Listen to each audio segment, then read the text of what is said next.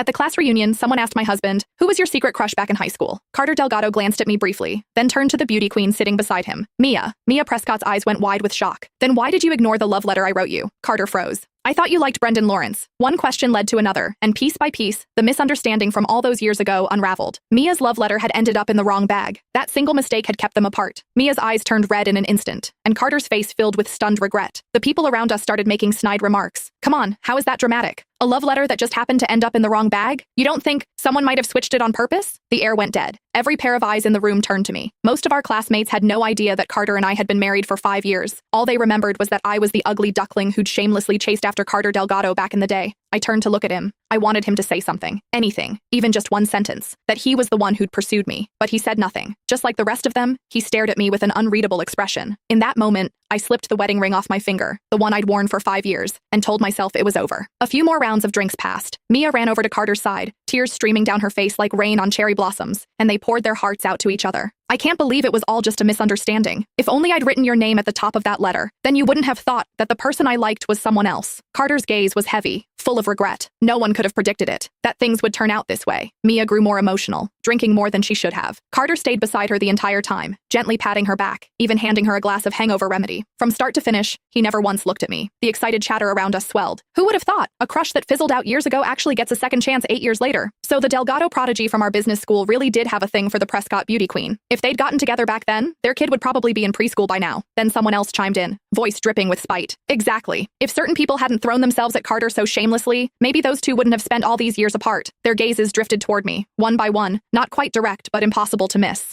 I clenched my fists, pressed my lips together, and said nothing. The whispers continued. Then one of the more outgoing classmates slid into the seat beside me, leaning in close. "Serena Whitmore, was it you? Tell the truth. Did you swap the love letter on purpose so those two would miss their chance?" My expression turned cold. I was about to say it wasn't me, but the crowd erupted before I could speak. I'd bet money on it. Everyone used to say Carter and Mia were the golden couple. They were obviously into each other. The only one who didn't get the memo was Serena, pining away, staring at Carter every chance she got. We all saw it. The second evening study hall ended, she'd drag him out to the track field. Who knows what other stunts she pulled? Swapping a love letter? That's nothing for someone like her. Obviously she did it. Do we even need to ask? None of them knew that Carter and I were together. 8 years as a couple. 5 years as husband and wife. They only remembered that I used to hang around Carter a lot. They assumed I was the one chasing him. A lovesick nobody reaching for someone out of her league, desperate to land the golden boy. But they didn't know the truth. From the very beginning, Carter was the one who pursued me. He was reserved by nature, never one for public displays. He'd never once posted about us on social media. Every step forward in our relationship had been his initiative, his doing. Yet somehow, he always came out looking like the innocent party. He was the prodigy of the business school, turning heads wherever he went, impossible to ignore. And me? In everyone's eyes, I was never good enough for him. But that was no reason for me to be mocked, to be humiliated. I